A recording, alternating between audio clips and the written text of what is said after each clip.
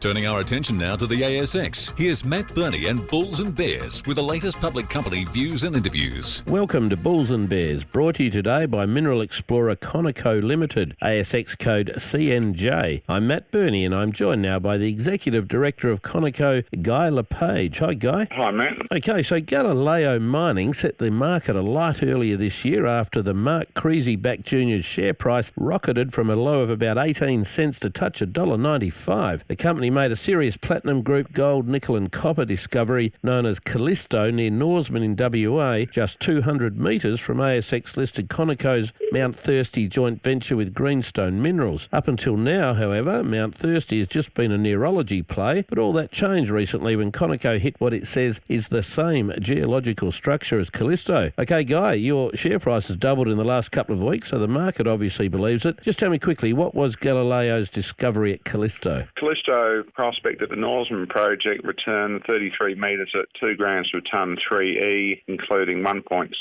palladium, 0.28 platinum and 0.09 grams per tonne gold, and that also had 0.32 copper and 0.3% nickel, so pretty impressive intersection. Okay, so Conico's now drilled its own ground near Callisto. How far away did you drill and what were the key findings? Well, the first hole was approximately 200 metres south of northern boundary with Galileo, and that appeared to intersect a similar width zone just over 20 metres containing heavily disseminated sulfides. So it looks similar to what Galileo's intersected at Callisto, and what was encouraging, it was predicted that we'd intersect that sediment horizon around that depth, so that was encouraging that there's a bit of continuity between Callisto and where we're currently drilling. Did you get any grades from it? Well, the assays are pending, so we're hopefully early mid-next week we'll have some assays put out to the market, so I'm sure the market will be looking at that with interest. So without getting too technical, what does the geology look like? Are there any other examples of big discoveries in this sort of geological setting apart from Galileo's around the place? Not in the immediate vicinity, but there has been some discussion that it's not dissimilar to the flat reef deposits in